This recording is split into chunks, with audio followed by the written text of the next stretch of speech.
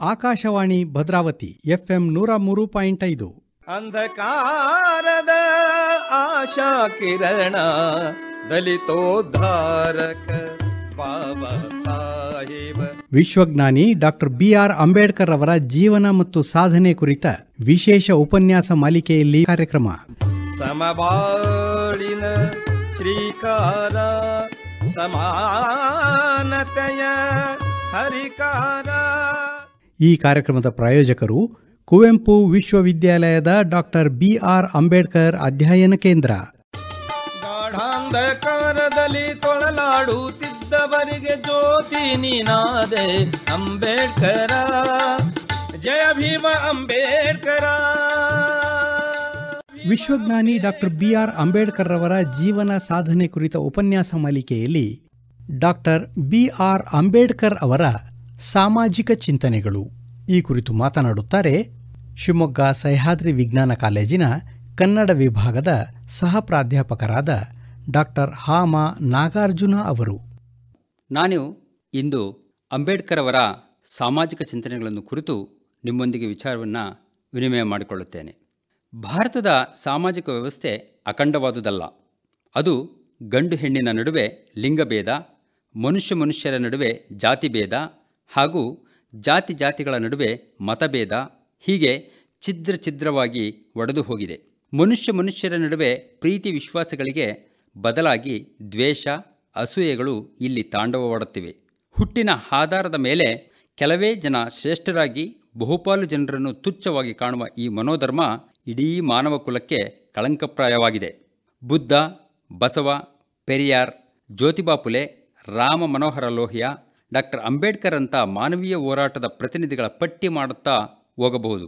ಶೂದ್ರರು ಅಸ್ಪೃಶ್ಯರೆನಿಸಿಕೊಂಡವರ ಮೂಲಕ್ಕೆ ಸುತ್ತುವರೆದ ರಹಸ್ಯದ ಸಿಕ್ಕು ಬಿಡಿಸಿ ಬಾಬಾ ಸಾಹೇಬ್ ಅಂಬೇಡ್ಕರ್ ಸಾವಿರಾರು ವರ್ಷದ ಕತ್ತಲೆಯ ಗರ್ಭದೊಳಗಿಂದ ಮೂಡಿಬಂದ ಈ ಮಿಂಚು. ಇತಿಹಾಸದಲ್ಲಿ ಚಿಮ್ಮಿದ ಕಿಡಿಗಳು ಯಾವುದೇ ಕಾಲದ ಯಾವುದೇ ದೇಶದ ಕ್ರಾಂತಿಕಾರರಿಗೂ ದಾರಿದೀಪಗಳಾಗಬಲ್ಲವು ಎಂಬುದು ದಿಟವಾದುದು. ಭಾರತದ ಪ್ರಥಮ ಶ್ರೇಣಿಯ ನಾಯಕರಾದ ಡಾಕ್ಟರ್ BR ಅಂಬೇಡ್ಕರ್ ಅವರು ಸ್ವಾತಂತ್ರ್ಯೋತ್ತರ ಭಾರತದ ಸಾಮಾಜಿಕ ಬದುಕಿನಲ್ಲಿ ಭಾರೀ ಅಲ್ಲೋಲ ಕಲ್ಲೋಲವನ್ನುಂಟು ಮಾಡಿ ಹಿಂದೂ ಕಾನೂನನ್ನು ಮಾನವೀಯಗೊಳಿಸುವಲ್ಲಿ ಅತ್ಯಾಸಕ್ತಿ ತೋರಿದ್ದಲ್ಲದೆ ಶೋಷಿತ ವರ್ಗದವರನ್ನು ಮತ್ತು ಮಹಿಳೆಯರನ್ನು ಮಾನವೀಯ ನೆಲೆಗೆ ತರಲು ಹಗಲಿರುಳು ದುಡಿದ ಮಹಾನ್ ಚೇತನ. ತತ್ವಶಾಸ್ತ್ರಗಳ ಸಂಶೋಧಕರಾಗಿ, ಅರ್ಥಶಾಸ್ತ್ರಜ್ಞರಾಗಿ, ಕಾರ್ಮಿಕ ನಾಯಕರಾಗಿ, ಕಾನೂನು ತಜ್ಞರಾಗಿ, ಸಮಾಜ ವಿಜ್ಞಾನಿಯಾಗಿ ಹಾಗೂ ನೀರಾವರಿ ತಜ್ಞರಾಗಿ ಅವರು ಮಾಡಿದ ಸೇವೆ ಅಪಾರವಾದುದು. ಸಂವಿಧಾನ ಸಂರಚನೆಯಲ್ಲಿ ತೊಡಗಿ ಜಾತ್ಯತೀತ ಕಲ್ಪನೆ ಮತ್ತು ಪ್ರಜಾಪ್ರಭುತ್ವದ ವ್ಯವಸ್ಥೆಗೆ ಸುಭದ್ರವಾದ ಅಡಿಪಾಯ ಹಾಕಿದ ಅಂಬೇಡ್ಕರ್ ಅವರು ವಿಶ್ವಮಾನ್ಯರಾದರು. ಇಂತಹ ಅಂಬೇಡ್ಕರ್ ಅವರು 20ನೇ ಶತಮಾನ ಕಂಡ ಶ್ರೇಷ್ಠ ಸಮಾಜ ಸುಧಾರಕರಾಗಿದ್ದರು. ಅವರು ಹುಟ್ಟಿನಿಂದ ಹಿಂದೂವಾಗಿದ್ದರೂ ಅವರಿಗೆ ಹಿಂದೂ ಧರ್ಮದ ಬಗ್ಗೆ ಯಾವುದೇ ರೀತಿಯ ಪೂರ್ವಾಗ್ರಹ ಮತ್ತು ಅಸಹನೆಗಳು ಇರಲಿಲ್ಲ. ಆದರೆ ಹಿಂದೂ ಧರ್ಮದ ವಿಧಿವಿಧಾನಗಳು ಅಸ್ಪೃಶ್ಯರು ಮತ್ತಿತರ ಶೋಷಿತ ಭಾರತೀಯರ ಬದುಕುವ ಹಕ್ಕನ್ನು ಕಸಿದುಕೊಂಡ ಬಗೆಯನ್ನು ಅಂಬೇಡ್ಕರ್ ತೀವ್ರವಾಗಿ ವಿರೋಧಿಸಿದರು. ಹಿಂದೂ ಧರ್ಮವನ್ನು ಸುಧಾರಿಸುವ ಹಲವಾರು ಪ್ರಯತ್ನಗಳನ್ನು ಅಂಬೇಡ್ಕರ್ ಪ್ರಾಮಾಣಿಕವಾಗಿ ನಡೆಸಿದರು.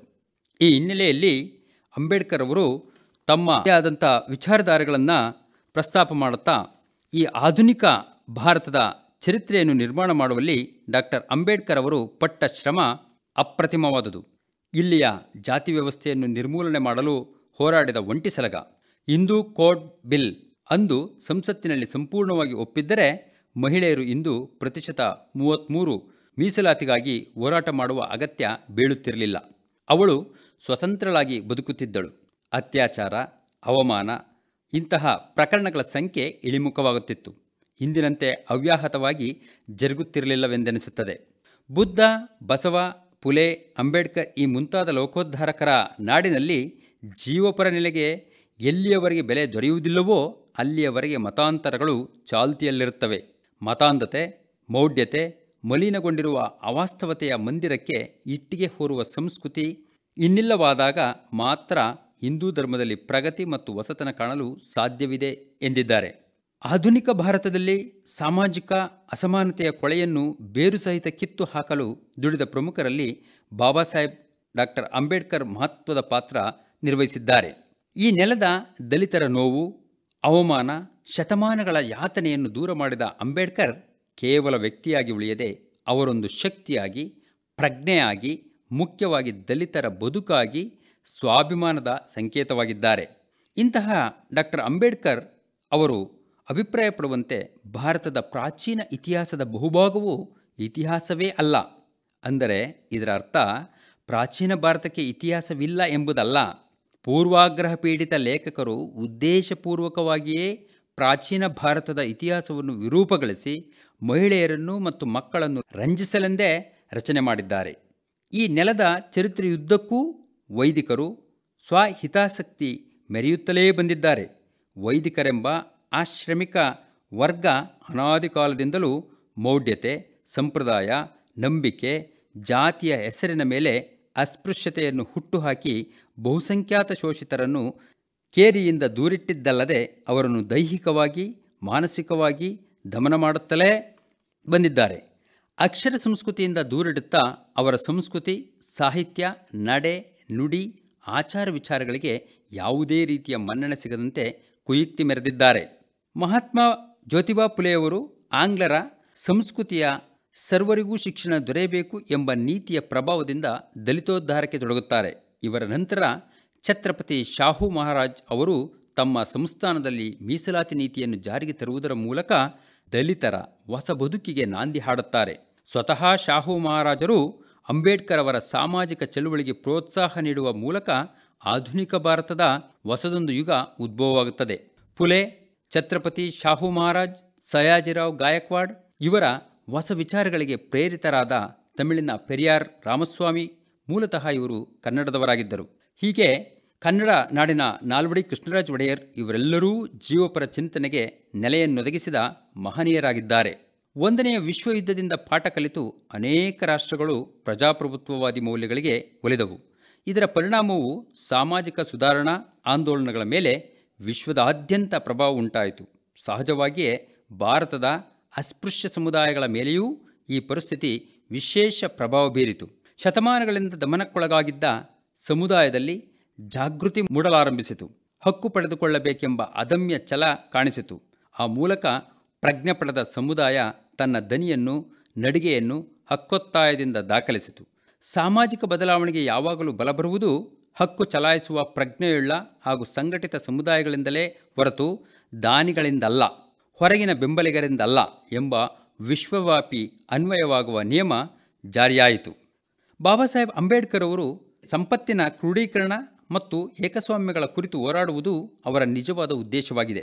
ಅಸ್ಪೃಶ್ಯತೆ, ಜಾತೀಯತೆ ಮತ್ತು ಅಜ್ಞಾನ ಪ್ರಜಾಪ್ರಭುತ್ವದ ಪ್ರಬಲ ಶತ್ರುಗಳೆಂದು ಅಂಬೇಡ್ಕರ್ ಸಾರಿದರು. ರಾಜ್ಯಾಧಿಕಾರಕ್ಕಾಗಿ ಸವರ್ಣೀಯರು ಬ್ರಿಟಿಷರಿಗೆ ಎದುರು ನಿಲ್ಲುವುದು ನ್ಯಾಯವಾದರೆ, ನ್ಯಾಯವಾದ ಅಧಿಕಾರ ಅವಕಾಶಗಳಿಗಾಗಿ ಅಸ್ಪೃಶ್ಯರು ಸವರ್ಣೀಯರಿಗೆ ಎದುರು ನಿಲ್ಲುವುದು ನ್ಯಾಯ ಎಂದು ಅಂಬೇಡ್ಕರ್ ವಾದಿಸಿದರು. ಅಂಬೇಡ್ಕರ್ ಸಮಸಮಾಜ ಸುಧಾರಣಾ ಚಿಂತನೆಗಳನ್ನು ಅಭಿವ್ಯಕ್ತಗೊಳಿಸುವ ಶ್ರೇಷ್ಠ ಕೃತಿಗಳನ್ನು ಪ್ರಕಟಪಡಿಸಿ ಆ ಮೂಲಕ ಜಾತೀಯತೆಯ ಅಂಧ ಶ್ರದ್ಧೆ ಕುರಿತು ಪ್ರಸ್ತಾಪಿಸುತ್ತಾರೆ. ಈ ದೃಷ್ಟಿಯಲ್ಲಿ 12ಕ್ಕೂ ಹೆಚ್ಚು ಕೃತಿಗಳನ್ನು ಪ್ರಕಟಪಡಿಸುತ್ತಾರೆ. ಈ ಎಲ್ಲ ಕೃತಿಗಳಲ್ಲಿಯೂ ಕೂಡ ಜಾತಿ ವಿನಾಶ ಹಾಗೂ ಹಿಂದೂ ಸಮಾಜ ಸುಧಾರಣೆಗೆ ಸಂಬಂಧಿಸಿದಂತೆ ಅಂಬೇಡ್ಕರ್ ಅವರು ಅನೇಕ ವೈಚಾರಿಕ ಬರಹಗಳನ್ನು ರಾಷ್ಟ್ರೀಯ ಮತ್ತು ಅಂತಾರಾಷ್ಟ್ರೀಯ ಪತ್ರಿಕೆಗಳು ಮತ್ತು ನಿಯತಕಾಲಿಕೆಗಳಲ್ಲಿ ಹಾಗೂ ಮಹಾಸಮ್ಮೇಳನಗಳಲ್ಲಿ ವಿಚಾರವನ್ನು ಮಂಡಿಸಿ ಆ ಮೂಲಕ ಜನಸ್ತೋಮಕ್ಕೆ ಅರಿವನ್ನು ಉಂಟು ಮಾಡಿರ್ತಕ್ಕಂಥವರು. ಅಂಬೇಡ್ಕರ್ ತಮ್ಮ ಬದುಕಿನುದ್ದಕ್ಕೂ ಭಾರತೀಯ ಸಮಾಜ ಸುಧಾರಣಾ ಚಳವಳಿಗಳಲ್ಲಿ ತಮ್ಮನ್ನು ಸಂಪೂರ್ಣವಾಗಿ ತೊಡಗಿಸಿಕೊಂಡರು. ಅವರಿಗೆ ರಾಜಕೀಯ ಸ್ವಾತಂತ್ರ್ಯಕ್ಕಿಂತ ಅಸ್ಪೃಶ್ಯರು ಮತ್ತು ಶೋಷಿತ ಜನವರ್ಗಗಳ ಸಾಮಾಜಿಕ ಸ್ವಾತಂತ್ರ್ಯ, ಸಮಾನತೆ ಮತ್ತು ವಿಶ್ವ ಭ್ರಾತೃತ್ವಗಳು ಬಹಳ ಮುಖ್ಯವೆನಿಸಿದ್ದವು. ಬ್ರಾಹ್ಮಣರು, ವೈಶ್ಯರು ಮತ್ತು ಕ್ಷತ್ರಿಯರು, ಬಡವರು ಮತ್ತು ಅಸ್ಪೃಶ್ಯ ಜನರನ್ನು ಬಲಿಕೊಟ್ಟು ತಮ್ಮ ಅಧಿಕಾರ, ಸವಲತ್ತು ಮತ್ತು ಸ್ಥಾನಮಾನಗಳ ರಕ್ಷಣೆಯಲ್ಲಿ ತೊಡಗಿರುವುದನ್ನು ಉಗ್ರವಾಗಿ ಖಂಡಿಸಿದರು ಅಂಬೇಡ್ಕರ್ ಅವರು. ಅವರಿಗೆ 100 ವರ್ಷಗಳ ಬ್ರಿಟಿಷರ ದಾಸ್ಯದಿಂದ ಭಾರತವನ್ನು ವಿಮೋಚನೆಗೊಳಿಸುವುದಕ್ಕಿಂತ ಸಾವಿರಾರು ವರ್ಷಗಳ ಅಸ್ಪೃಶ್ಯತೆಯ ಸಂಕೋಲೆಯಿಂದ ದಲಿತರನ್ನು ವಿಮೋಚನೆಗೊಳಿಸುವುದು ಅತ್ಯಂತ ಮುಖ್ಯವಾಗಿ ಕಂಡಿತು. ಅಸ್ಪೃಶ್ಯರು ಮತ್ತಿತರ ಶೋಷಿತ ವರ್ಗಗಳ ದಾಸ್ಯ ವಿಮೋಚನೆ ದೇಶದ ದಾಸ್ಯ ವಿಮೋಚನೆಗಿಂತ ಕಡಿಮೆ ಕೆಲಸವೆಂದು ಅವರು ಭಾವಿಸಿರಲಿಲ್ಲ. ಜಾತಿ ಪದ್ಧತಿಯನ್ನು ನಿವಾರಿಸಿ ಸಮಾನತೆಯ ಆಧಾರದ ಮೇಲೆ ಹಿಂದೂ ಸಮಾಜವನ್ನು ಪುನರ್ ರಚಿಸುವುದು ಅವರ ಉದ್ದೇಶವಾಗಿತ್ತು. ಈ ಕಾರಣಕ್ಕಾಗಿಯೇ ಅವರು 1924ರಲ್ಲಿ ಮುಂಬೈ ನಗರದಲ್ಲಿ ಬಹಿಷ್ಕೃತ ಹಿತಕಾರಿಣಿ ಸಭಾ ಎಂಬ ಸಂಸ್ಥೆಯನ್ನು ಸ್ಥಾಪಿಸಿ ಆ ಮೂಲಕ ಸಮಾಜ ಸುಧಾರಣಾ ಕೆಲಸಗಳನ್ನು ಮಾಡಿದರು. ಈ ಕಾರ್ಯವು ಸವರ್ಣೀಯ ನಾಯಕರ ಮತ್ತು ಸಂಘಟನೆಗಳಿಗೆ ಹಾಗೂ ಮಾಧ್ಯಮಗಳ ಕೆಂಗಣ್ಣಿಗೆ ಗುರಿಯಾದರು. ಆದರೂ ಸಹ ಅಂಬೇಡ್ಕರ್ ತಮ್ಮ ಸಮಾಜ ಸುಧಾರಣಾ ಕಾರ್ಯಗಳನ್ನು ದಿಟ್ಟತನದಿಂದ ಮುಂದುವರಿಸಿ ದೇಶದ ಅಪೂರ್ವ ಸಮಾಜ ಸುಧಾರಕರೆಂದು ಇತಿಹಾಸದಲ್ಲಿ ಮಹತ್ವದ ಸ್ಥಾನ ಗಳಿಸಿದರು. ಸಾಮಾಜಿಕ ಸುಧಾರಣೆಯ ಅಂಗವಾಗಿ ದಾದರ್ನಲ್ಲಿ ನಡೆದ ಮಹಾಸಮ್ಮೇಳನದಲ್ಲಿ ಸಮಾಜ ಚಿಂತನೆ ಕುರಿತು ಮಾತನಾಡುತ್ತಾ, ಅಸ್ಪೃಶ್ಯರು ಹಿಂದೂಗಳಾಗಿಯೇ ಉಳಿಯುವುದರಿಂದ ಯಾವೊಂದು ಪ್ರಯೋಜನವನ್ನೂ ಪಡೆಯಲಾಗುವುದಿಲ್ಲ. ಮತಾಂತರದ ಮೂಲಕ ನೀವು ಕಳೆದುಕೊಳ್ಳುವುದು ಏನಾದರೂ ಇದ್ದರೆ ಅದು ನಿಮ್ಮ ಸಂಕೋಲೆಗಳನ್ನು ಮಾತ್ರ. ಭಾರತಕ್ಕೆ ಸ್ವರಾಜ್ಯ ಯಾವ ಕಾರಣಕ್ಕಾಗಿ ಅಗತ್ಯವಾಗಿದೆಯೋ ಅದೇ ಕಾರಣಕ್ಕಾಗಿ ಅಸ್ಪೃಶ್ಯರಿಗೆ ಮತಾಂತರ ಅಗತ್ಯವಾಗಿದೆ. ಧರ್ಮ ಇರುವುದು ಮನುಷ್ಯನಿಗಾಗಿ, ಧರ್ಮಕ್ಕಾಗಿ ಮನುಷ್ಯನಿಲ್ಲ. ಮತಾಂತರದಿಂದ ಸಮಸ್ಯೆಗಳೆಲ್ಲ ಪರಿಹಾರವಾಗುತ್ತವೆ ಎಂದು ಯಾರೂ ನಂಬಕೂಡದು. ಎಲ್ಲಿಗೆ ಹೋದರೂ ಹಕ್ಕುಗಳಿಗಾಗಿ ಹೋರಾಟ ಕಟ್ಟಿಟ್ಟಿದ್ದೇ ಎಂಬುದನ್ನು ಘಂಟಾಘೋಷವಾಗಿ ಅಂಬೇಡ್ಕರ್ ಹೇಳಿದರು. ಇಂತಹ ಅಂಬೇಡ್ಕರ್ ಅಸ್ಪೃಶ್ಯತೆಯನ್ನು ಭಾರತೀಯ ಸಮಾಜದಿಂದ ನಿವಾರಿಸಿ ಅಸ್ಪೃಶ್ಯರನ್ನು ಗೌರವಾನ್ವಿತ ಪ್ರಜೆಗಳನ್ನಾಗಿ ಬೆಳೆಸುವ ದೃಷ್ಟಿಯಿಂದ ಬಂಡಾಯದ ಸಂಕೇತವಾಗಿ ಬೌದ್ಧ ಧರ್ಮವನ್ನು ಸ್ವೀಕರಿಸಿದರು. ಭಾರತದಲ್ಲಿ ಅಸ್ಪೃಶ್ಯರು, ಶೂದ್ರರು ಮತ್ತು ಮಹಿಳೆಯರು ಸಮಾನತೆಯನ್ನು ಅನುಭವಿಸಿ ಗೌರವಯುತವಾಗಿ ದೇಶದ ಆಳುವ ವರ್ಗವಾಗಿ ಬದುಕಿದ ಇತಿಹಾಸ ಅಂಬೇಡ್ಕರ್ ಅವರಿಗೆ ಚೆನ್ನಾಗಿ ತಿಳಿದಿತ್ತು. ಇಂತಹ ಅಂಬೇಡ್ಕರ್ ಅವರು ಇದೇ ಮುಂಬೈ ನಗರದಲ್ಲಿ ಬಹಿಷ್ಕೃತ ಹಿತಕಾರಿಣಿ ಸಭಾ ಎಂಬ ಸಂಸ್ಥೆಯನ್ನು ಸ್ಥಾಪಿಸುವ ಮೂಲಕ ಜಾತಿ ಪದ್ಧತಿಯನ್ನೂ ಇಲ್ಲವಾಗಿಸಿ ಸಮಾನತೆಯ ಆಧಾರದ ಮೇಲೆ ಹಿಂದೂ ಸಮಾಜವನ್ನು ಸುಧಾರಿಸಿ ಬಲಿಷ್ಠ ಭಾರತ ದೇಶವನ್ನು ಕಟ್ಟಿ ಬೆಳೆಸುವುದು ಅವರ ಉದ್ದೇಶವಾಗಿತ್ತು. ಸ್ವಾತಂತ್ರ್ಯ, ಸಮಾನತೆ, ಸಾಮಾಜಿಕ ನ್ಯಾಯ ಮತ್ತು ಜಾತ್ಯತೀತತೆಗಳ ಆಧಾರದ ಮೇಲೆ ಭಾರತದ ಸಮಗ್ರ ಪ್ರಗತಿಯನ್ನು ಸಾಧಿಸುವ ಕನಸನ್ನು ಅವರು ಕಂಡಿದ್ದರು. ಭಾರತಕ್ಕೆ ಬೇಕಾಗಿರುವುದು ಜನರ ಗುಣವೇ ಹೊರತು ಜಾತಿಯಲ್ಲ ಎಂದು ಅಂಬೇಡ್ಕರ್ ಸ್ಪಷ್ಟಪಡಿಸಿದರು. ಮೂಕನಾಯಕ ಪತ್ರಿಕೆ ಕಟ್ಟಿ ಕಡೆಯ ದಟ್ಟ ದಾರಿದ್ರ್ಯಕ್ಕೆ ಸಿಲುಕಿ ತತ್ತರಿಸುತ್ತಿದ್ದ ಅಸ್ಪೃಶ್ಯ ಜನವರ್ಗಗಳಲ್ಲಿ ಮೊಟ್ಟ ಮೊದಲ ಬಾರಿಗೆ ಜಾಗೃತಿ ಮೂಡಿಸಿದರು. ಅವರು ಬಹಿಷ್ಕೃತ ಭಾರತ, ಸಮತಾ, ಜನತಾ ಮತ್ತು ಪ್ರಬುದ್ಧ ಭಾರತ ಎಂಬ ಪತ್ರಿಕೆಗಳಲ್ಲಿ ಕ್ರಾಂತಿಕಾರಕ ಬರಹಗಳನ್ನು ಪ್ರಕಟಿಸಿ ಬಹುಜನ ಭಾರತೀಯರ ಸಬಲೀಕರಣಕ್ಕೆ ಪೂರಕವಾದ ಬೌದ್ಧಿಕ ನೆರವು ನೀಡಿದರು. ಅಂಬೇಡ್ಕರ್ ಅವರು ಅಕ್ಷರ ಸಂಸ್ಕೃತಿಯ ಮೇಲೆ ಸಾಧಿಸಿದ ಪ್ರಭುತ್ವವನ್ನು ಕುರಿತು ಅಭಿವೃದ್ಧಿಯ ಅರಿಕಾರ ಚಿಂತಕರಾಗಿರ್ತಕ್ಕಂಥ ಚಂದ್ರಶೇಖರ್ ಅವರ ಮಾತು ಹೀಗಿದೆ: ಅಸ್ಪೃಶ್ಯತೆಯನ್ನು ಅವರು ಕೇವಲ ಧರ್ಮದ ಅಥವಾ ಜಾತಿಯ ಚೌಕಟ್ಟಿನೊಳಗೆ ಸೀಮಿತಗೊಳಿಸಿಕೊಂಡು ನೋಡಲಿಲ್ಲ. ಅದನ್ನು ಅವರು ಸಾಮಾಜಿಕ, ರಾಜಕೀಯ, ಆರ್ಥಿಕ ನೆಲೆಯಲ್ಲಿ ಪರಿಭಾವಿಸಿಕೊಳ್ಳಲು ಪ್ರಯತ್ನಿಸಿದರು. ಬಾಬಾ ಸಾಹೇಬರಿಗೆ ಭಾರತದ ದಲಿತರ ಸಮಸ್ಯೆಯನ್ನು ರಾಷ್ಟ್ರೀಯ, ಅಂತಾರಾಷ್ಟ್ರೀಯಗೊಳಿಸುವಲ್ಲಿ ನೆರವಾದ ಸಂಗತಿಯೆಂದರೆ ಅವರು ಅಕ್ಷರ ಸಂಸ್ಕೃತಿಯ ಮೇಲೆ ಸಾಧಿಸಿಕೊಂಡ ಪ್ರಭುತ್ವವಾಗಿತ್ತು. ಬಹಳ ಮುಖ್ಯವಾದ ಸಂಗತಿ ಎಂದರೆ ಅಕ್ಷರ ಸಂಪತ್ತಿನ ಕೊರತೆ ದಲಿತರ ಶೋಷಣೆಗೆ ಕಾರಣವಾಗಿದ್ದ ಮೌಖಿಕ ಸಂಪ್ರದಾಯವನ್ನು ಅಂಬೇಡ್ಕರ್ ಅವರು ಪ್ರಜ್ಞಾಪೂರ್ವಕವಾಗಿ ಬಿಟ್ಟುಕೊಟ್ಟರು. ಪುರೋಹಿತಶಾಹಿಯ ವಶದಲ್ಲಿದ್ದ ಅಕ್ಷರ ಸಂಸ್ಕೃತಿಯನ್ನು ಅವರು ಅತ್ಯಂತ ಪರಿಶ್ರಮದಿಂದ ಹಾಗೂ ಪ್ರಜ್ಞಾಪೂರ್ವಕವಾಗಿ ವಶಪಡಿಸಿಕೊಳ್ಳಲು ಪ್ರಯತ್ನಿಸಿದರು ಮತ್ತು ಅದರಲ್ಲಿ ಅವರು ಸಂಪೂರ್ಣವಾಗಿ ಯಶಸ್ವಿಯಾದರು. ಅಸ್ಪೃಶ್ಯತೆ, ಜಾತೀಯತೆ, ಅಜ್ಞಾನ ಮತ್ತು ಶೋಷಣೆ ಪ್ರಜಾಪ್ರಭುತ್ವದ ಪ್ರಬಲ ಶತ್ರುಗಳು ಎಂದು ಅಂಬೇಡ್ಕರ್ ಸಾರಿದರು. ಶಿಕ್ಷಣವನ್ನು ಹೋರಾಟದ ಪ್ರಬಲ ಅಸ್ತ್ರವನ್ನಾಗಿ ಬಳಸಬೇಕೆಂದು ಅವರು ಶೋಷಿತ ಜನಗಳಿಗೆ ಕರೆಯಿತ್ತರು. ಹೀಗೆ ಅಂಬೇಡ್ಕರ್ ಅವರು ತಮ್ಮದೇ ಆಗಿರ್ತಕ್ಕಂಥ ನಿಲುವಿನ ಹಿನ್ನೆಲೆಯಲ್ಲಿ ಹೇಳಿರ್ತಕ್ಕಂಥ ಈ ಎಲ್ಲ ವಿಚಾರಧಾರೆಗಳ ಹಿನ್ನೆಲೆಯಲ್ಲಿ ಅಂಬೇಡ್ಕರ್ ತಮ್ಮ ಒಂದು ಆಧುನಿಕ ಭಾರತದ ಚರಿತ್ರೆಯನ್ನು ನಿರ್ಮಾಣ ಮಾಡುವಲ್ಲಿ ಪಟ್ಟ ಶ್ರಮ ಅಪ್ರತಿಮ ಮತ್ತು ಅಪೂರ್ವವಾಗಿರ್ತಕ್ಕಂಥದ್ದು ಅಂತಕ್ಕಂಥ ಅಂಶಗಳು ಇಲ್ಲಿ ನಮಗೆ ಕಂಡುಬರ್ತವೆ. ಇನ್ನು ಇಂದಿನ ಪ್ರಶ್ನೆ: ಬಹಿಷ್ಕೃತ ಹಿತಕಾರಿಣಿ ಸಭಾ ಸ್ಥಾಪಿಸಿದವರು ಯಾರು? ಪ್ರಶ್ನೆ ಮತ್ತೊಮ್ಮೆ: ಬಹಿಷ್ಕೃತ ಹಿತಕಾರಿಣಿ ಸಭಾ ಸ್ಥಾಪಿಸಿದವರು ಯಾರು? ಇದಕ್ಕೆ ಕೇಳುಗರು ಉತ್ತರ ಬರೆದು ನಿಲಯದ ನಿರ್ದೇಶಕರು, JPS ಕಾಲೋನಿ, ಆಕಾಶವಾಣಿ, ಭದ್ರಾವತಿ ಇಲ್ಲಿಗೆ ಕಳುಹಿಸಬಹುದು. ಇಲ್ಲವೇ ಆಕಾಶವಾಣಿಯ ವಾಟ್ಸಪ್ ಸಂಖ್ಯೆ 948115722600 ಇದಕ್ಕೂ ಕಳುಹಿಸಬಹುದು. ಕೆಳಗರೆ ವಾಟ್ಸಪ್ ಸಂಖ್ಯೆ ಮತ್ತೊಮ್ಮೆ ಹೇಳ್ತಾ ಇದ್ದೀವಿ: 948115722600. ಅಂಧಕಾರದ ಆಶಾ ಕಿರಣ ದಲಿತೋದ್ಧಾರಕ ಬಾಬಾ ಸಾಹೇಬ. ವಿಶ್ವಜ್ಞಾನಿ ಡಾಕ್ಟರ್ ಬಿಆರ್ ಅಂಬೇಡ್ಕರ್ ಅವರ ಜೀವನ ಮತ್ತು ಸಾಧನೆ ಕುರಿತ ಉಪನ್ಯಾಸ ಮಾಲಿಕೆಯಲ್ಲಿ ಡಾಕ್ಟರ್ ಬಿಆರ್ ಅಂಬೇಡ್ಕರ್ ಅವರ ಸಾಮಾಜಿಕ ಚಿಂತನೆಗಳು ಈ ಕುರಿತು ಸಹ್ಯಾದ್ರಿ ಕಾಲೇಜಿನ ಕನ್ನಡ ವಿಭಾಗದ ಸಹ ಪ್ರಾಧ್ಯಾಪಕರಾದ ಡಾಕ್ಟರ್ ಹಾಮ ನಾಗಾರ್ಜುನ ಅವರ ಉಪನ್ಯಾಸ ಕೇಳಿದಿರಿ. ನಿರ್ಮಾಣ ಎಸ್ಎಲ್ ರಮೇಶ್ ಪ್ರಸಾದ್, ನಿರ್ವಹಣೆ ಎಸ್ಆರ್ ಭಟ್. ಈ ಕಾರ್ಯಕ್ರಮದ ಪ್ರಾಯೋಜಕರು ಡಾಕ್ಟರ್ ಬಿಆರ್ ಅಂಬೇಡ್ಕರ್ ಅಧ್ಯಯನ ಕೇಂದ್ರ, ಕುವೆಂಪು ವಿಶ್ವವಿದ್ಯಾಲಯ, ಶಿವಮೊಗ್ಗ.